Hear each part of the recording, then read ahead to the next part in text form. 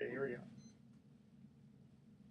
Welcome back to Sports Econ 101. I'm Edward Brown, your host, along with Vern Glenn and Bruce McGowan. When we cut to the second commercial break, we asked this trivia question. Michael Jordan used to wear number 23, but when he came out of retirement, what number did he wear? No clue. Vernon? Well, let's go in increments of 5, starting with 40. We go 40, then 45. There you go. And stop right 45? there. 45. Yeah, Good, good. Yeah. That was when he was with Charlotte, right? When he No, came no, back? no, he was went No, back to the it Bulls. came back to the Bulls. But I mean, it was 45. okay. At 45, because someone else had number 23. Then he thought, hey, I play the game so well, I could run a team. Wrong. Yeah. Didn't he play for Charlotte for a while? The Wizards. He played for Oh, the that's right, the yeah. Wizards. That's right. But he owned, owns yes, the owned Mhm. Charlotte. Okay. Yes. So we're talking about worst call. Well, actually, we're talking about bad calls, right? So recently, you were just mentioning off air about Oakland, and that actually cost them cost them the game. I mean, Yeah. they would have tied up the game. And Joe Torre later admitted that they made a mistake. The replay showed it was clear it was a home run. The Yeah. guys were looking at the replay, and all four of them got it wrong. How could they do that? And the thing is, it's funny. My brother pointed this one out to me. I mean, we all could see the ball bounce back in. You can see the trajectory of the ball, and it was obvious. But what he said was obvious was when you look in the stands, because it was in Cleveland, and you could see the fans getting all frustrated and upset because it was a home run. And I don't know how many people pointed that out. Would have tied the game at the ninth inning. Yeah, what I don't understand is why are these ballparks set up where they have a fence, and then if you hit it over the fence, it hits another fence and bounces back in. Why not just have a fence with nothing behind it, and then you wouldn't have this problem? Because too many complexes are multi-sports stadiums. Yeah. So they have to convert it somehow. When it's No not excuse. Yeah. Or how far back would fans have to be? I think that's what it probably comes down to. Do you remember that horrible thing that happened a couple years ago where the guy fell out of the stands? He was trying in to front of his son. And he died? Fell to his death. Josh Yeah. Hamilton. I mean, he just tossed the ball up to him. Oh, that's right. You tossed the ball Yeah. up to him. Yeah. Oh, that was horrible. Yeah, that was really bad. Yeah. Okay, so other bad calls here. In the 163rd game of the 2007 season, the Colorado Rockies and San Diego Padres battled to see who would be the wild card team. You guys remember that one? Vaguely. Okay, so through 162 games, they were tied. Bottom of the 13th inning, with the Rockies down 8-6, to the Padres. Outfielder Matt Holliday hit a big triple to tie the game at 8-8. So with Holliday on third and still no outs in the inning, the Padres intentionally walked power hitter Todd Helton to bring in the more average Jamie Carroll to bat. In his bat, Carroll hit a line drive to right field, which was caught by the Padres' Brian Giles. After the catch, Holliday tagged up at third and tried to beat Giles' throw to home. The throw was on target and landed in front of the Padres catcher Michael Barrett, who blocked the plate and applied the tag. Holliday slid.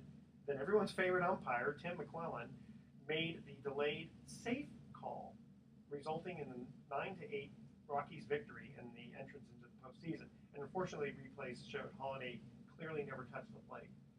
Now I do remember that, and of course the Rockies went to the World Series that year against the Red Sox. Yeah. How about that? Yeah. You think that was a bad call? Did that change a little history there? Oh man. Yeah, a little frustrating. You think? Okay. And then, if you guys remember 2005, the American League Championship Series, A.J. Pierzynski was up to bat in the bottom of the ninth, and there was Pierzynski took a couple of steps towards the dugout because it was obvious it was strike three, and the umpire, let me read this here. Okay, the third strike was not dropped by the catcher, and Pierzynski should not have been allowed to take first base. But the ball got caught. I caught the ball, so I thought the inning was over. In reality, he did catch the ball, but Doug Eddings, the umpire, never called Pierzynski out and made no audible call. So he thought that he actually had dropped the third strike. I do remember that one too. Yeah. Pierzynski thought he had dropped it and he took off for first. No, Pierzynski thought he knew. That Pierzynski knew, being the catcher. Yeah. So he knew, and that's why he started to walk off towards the dugout. Mm-hmm. But the umpire, and so did the catcher, he knew it too. But the umpire made no call. So The umpire had a brain fart. Yeah, that's exactly what Wow. they call it. Okay. He had a brain fart. Okay. Ooh. Do you guys remember now this is going back to the 1975 World Series, Game 3, and Cesar Geronimo of the Cincinnati Reds leading off the 10th with a single. Then pinch hitter Ed Armbruster dropped down a sacrifice bunt that bounced high in front of the plate.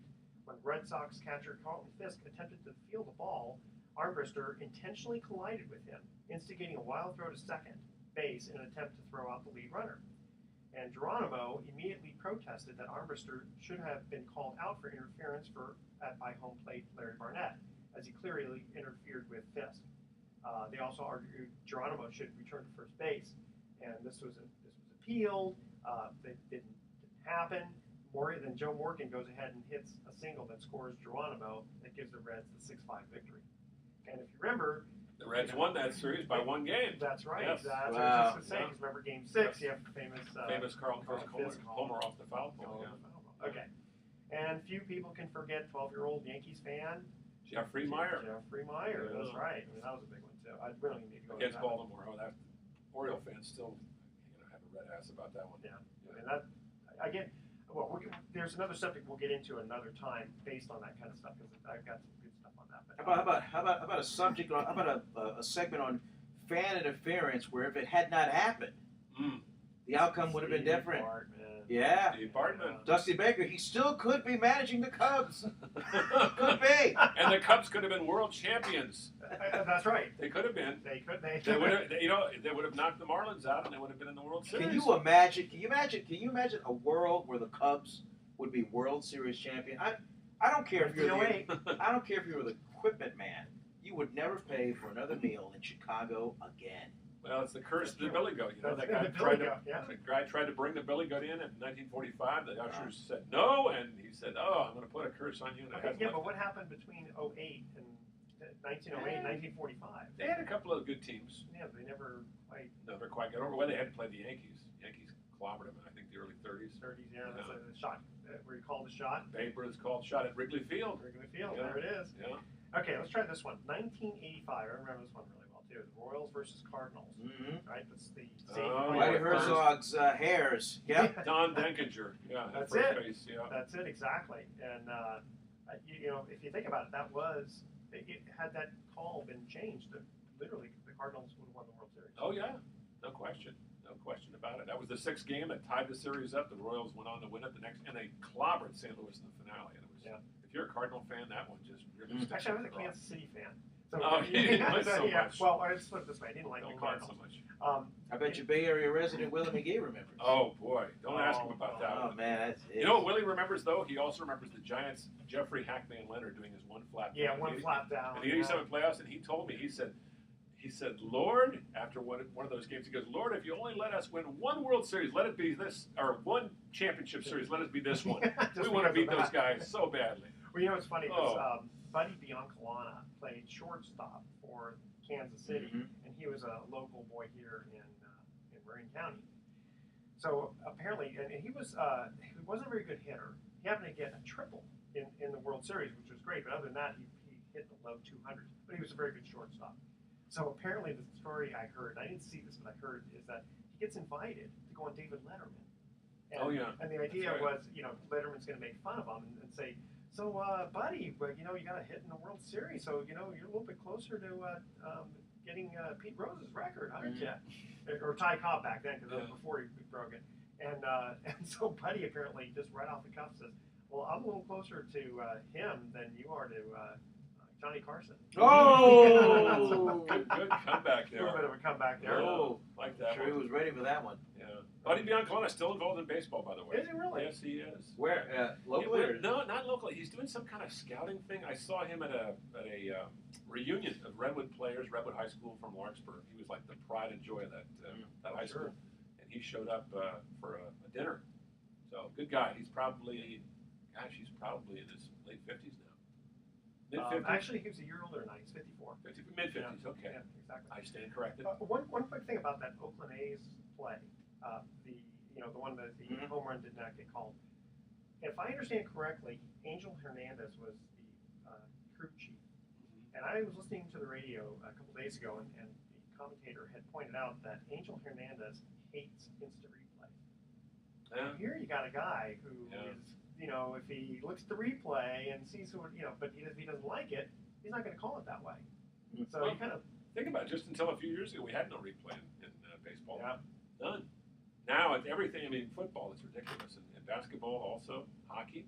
But it's good. I mean, it's. But I'm a fan of getting it right. Yeah, that but means Just it's, get it right. but it's hard. You know? I don't know if you guys have ever officiated games. I did softball games in college and some basketball games. And basketball is really tough to that's do. tough. It's very hard. I'm surprised these guys get it right most of the time. Yeah. I mean, Yeah, they do. And there's only usually three of them on the court. Basketball. Yes. There used to only be two. Yeah. When I was doing it, was one, just me. I wasn't very good. Did you just stand in the middle at just half court the whole time? No, I didn't know where to go, and I was gone after one game. That was it. That was enough. Well, sometimes when I would, I was harassed out of that game. when I would Embarrassing. softball, and I was the only one doing it. Yeah, do it right from the back of the pitcher's mouth. Yeah, It's there easier you to go. call Yeah. balls and strikes, then you're right in the middle, and you can call everything. Good play, a close play at second base. You're right there. Yeah, good call. For some reason, I had this down here on the bad calls. What about the tuck rule? Oh, God, I was there. I was there. I was too. there. I was on the sidelines doing the Raiders sideline reports. And I was in the end zone Yeah. with my cameraman, and it just happened, and there was this long break, and we figured, oh, it's a TV timeout, and immediately we're looking into, possible flights to Pittsburgh, because that's where we were going to go, Yeah. and we're like, man, this is a really long timeout. What are they? Then we realized they're reviewing this play. I go, what? It's a fumble. Yeah, you know what was amazing about It's that night? still a fumble. Yeah, it was. You know what's amazing about that night? That they played on snow. That was about 4 inches of snow in there. It was like playing on an ice rink. It was ridiculous. Yeah, Adam Vinatieri was the man, though. Well, the Raiders blew that game. They had nothing. Nobody to blame it themselves because they didn't stop them after that, and they didn't stop them in That's true. overtime. They just could not, They Yeah. couldn't stop. They just kept backpedaling, Yeah. and That was John Gruden's last game. If they win that game and they go to the Super Bowl, I think the Raiders, Al Davis, is going to have to keep John Gruden around. And they wouldn't have gone to Bill Callahan, and they probably would have won the Super Bowl next year instead of getting blown out. might have won a couple of them. Yeah. The way they were going. We got about a minute and a half. So Bruce, unfortunately, kind of a sad story. Chuck Muncie died on Yeah. Tuesday. Cal Star of the 1970s, great running You back. said you had a story that you wanted. Yeah, real quickly. First college football game I actually ever covered as a paid member of the media, and I don't think I was making much money in those days, was the big game in 1975, and Chuck Muncie at Stanford Stadium scored 4 touchdowns in that game. Wow. Amazing show. Second in the Heisman voting that year. Yeah, that's right. And you know Behind who- Archie Griffin. Archie Griffin, who won it the year before And also. Yeah. real quick, a little trivia for Bay Area fans. You remember this guy, Joe Roth, was the quarterback. He would have been a great pro, but he died of cancer at the age of 21. Wow. Yeah, Wow. yeah. Wow. Great quarterback. Yeah. All right, guys, we're going to cut to our third and final commercial break. What soccer player changed his number from 28 to 24 to 7 to 10 and finally 23? I feel like saying hike after this. Out of admiration for Jordan. First 3 callers, again, with the correct answer, win a free 3-day, 2-night stay at Lighthouse Resort. Their website is Lighthouse for Fun. Vern, what's the phone number? I'll tell you, 888-660-4495. Could you tell from my pregnant pause that I did not know? 888-660-4495 to answer this question. What soccer player changed his number from 28 to 24 to 7 to 10 to finally 23 out of admiration for Jordan? Make sure to include your name and your email address. Speak slowly and spell out your email letter your email one letter at a time. And stay with us because Sports Econ 101 will be right back. I bet someone accused him of being a woman. What's that? Changing his mind. That's funny because my wife is more like a guy than a woman in that regard. She